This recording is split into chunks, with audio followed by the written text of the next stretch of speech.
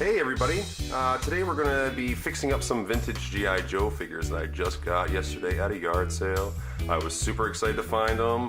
We got Snake Eyes, the ninja, the G.I. Joe ninja of course, with his wolf timber right here. Super awesome. And I also got the mail order Cobra Commander here. Now, as is pretty typical, oh, not to mention my sweet ID bracelet. Oh yeah, yo Joe. As is pretty common with most G.I. Joe figures of this era, when you get them, you know, you're like, oh sweet, that looks so awesome. I went, oh no, what just happened? Well, what happened is that there's an O-ring inside of there that dry rots with age. Usually these things are stored in like basements and attics and stuff like that, which doesn't have the best heat or climate control, so that's pretty common. But what I got today is I've got some new O-rings here. These are number 10 O-rings. I've seen a lot of people use various different sizes, and G.I. Joe over the years definitely did use different sizes as well. They tended to get thicker, I think, as the years went on. But for my purposes, these new ones, I just picked these up at Home Depot. They were like $2.36 or something. These ones seem to work really well, and they're a little bit thicker. I've got these other ones here, which, they're definitely a little thinner. And I think these ones kind of hold all the joints and everything together a little bit better. So let's move over something here so you can see Snake Eyes a little bit better. There we go. And of course, we've got the different parts here. We got the legs, the pelvis, and we got the torso, and everything's still attached there.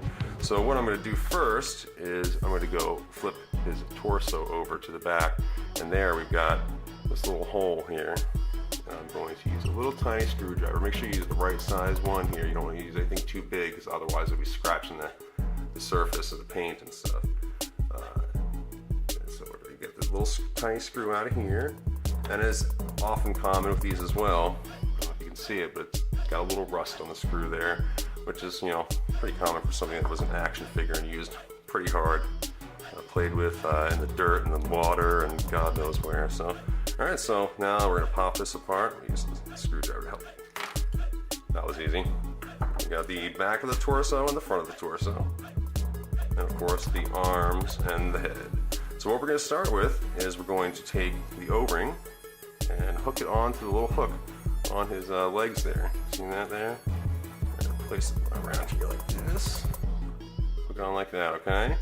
Now I like to squeeze this a little bit, make it a little bit smaller here, and that makes it a little bit easier to slide it through his pelvis. Grab it from the top and pull up. Sometimes this is a little tricky. You have to get the hook in there just right with the rubber and everything. And I don't want to pull too hard because a lot of times the crotch there, the pelvis, can snap off pretty easy on these guys. So you can see I've got the O-ring sticking out of the top there of his waist, and I'm gonna grab the back of his torso right there. And you can see that this is the little peg. This is what where the screw goes through.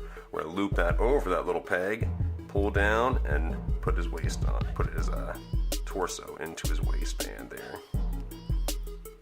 Alright, get the O-ring lined up right down the middle. Now this is a tricky part right here, because you got to get several different things lined up just so without it all exploding on you. So let's see if I can do this on camera here. It'll be tricky if I do here. Quite the accomplishment. Alright, arms in the slots. Head in the slots. Sorry, my finger's blocking everything, but this is super tricky to do. And if you know a tip or something like that to make this easier, I would love to know, because I do a bunch of these repairs and and that kind of thing happens. But alright, well, what we'll do, we'll try to do it piece by piece here. I've got it kind of pinned in, and it's just got one arm in. I'll try to get this one in like that. Good, good. Hey, maybe we figured something out here, huh? And then, I don't know, let's try it. Oh, man, that was easy. Alright, flip it over. Take the screw, that little tiny screw. Put it back in there. And tighten it up.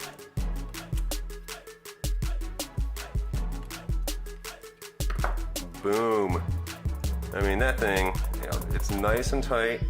Still got a little pull. I'm sure you remember doing that when you were a little. And it also, you know, really it tightens up the head joints a little bit, the shoulder joints. Seems to kind of improve everything a little bit, I think. And let's see if we can get him to stand on his own, because it is nice and tight here. Yes! Perfection! Alright, so why don't we take a look at Cobra Commander. Same problem here. And this is, you know, this is the mail order guy. This is one of the harder to find Cobra Commanders. Got a little paint loss here. Typical problems that you see. Some rust on the inner thigh there. And, you know, you can switch those out, you know, if you have the proper screws. Well, today we are just going to deal with the O-ring at least. Alright, so same thing. Start out by getting the little tiny screw out of the back. Pop this apart into pieces. Alright, we've got O-ring. Hook it over the hook. Pinch it. Like so. Feed it through the legs.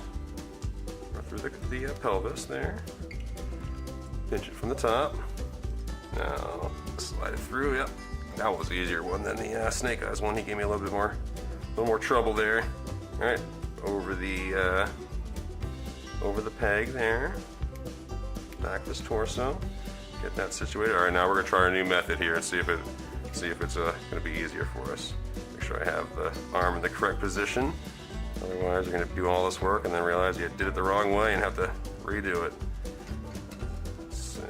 So, got one arm in, pinched there. I'm gonna put that in the bottom and see if I can get it in there.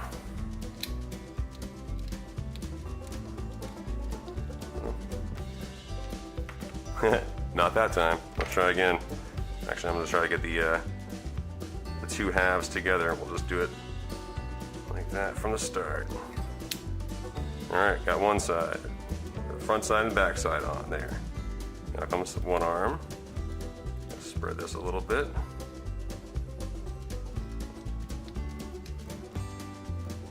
Line it up just so. Oh, nice. All right. The other side. And the head.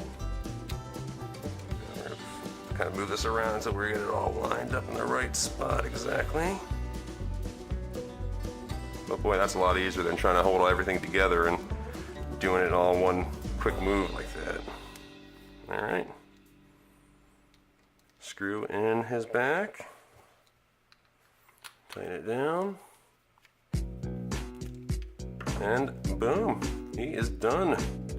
I mean, what an easy fix, right? I mean, each one of these things cost, I don't know, 20 cents, 23 cents, something like that. So for all of a sudden, for you have a usable, nice and tight, strong figure again for a little money, that's awesome.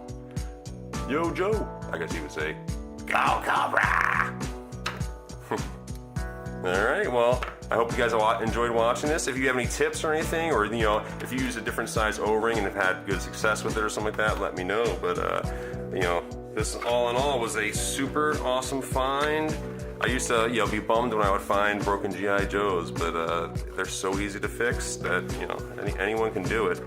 And you know, I got such an awesome collection. If you want to check out the video, you can see other things.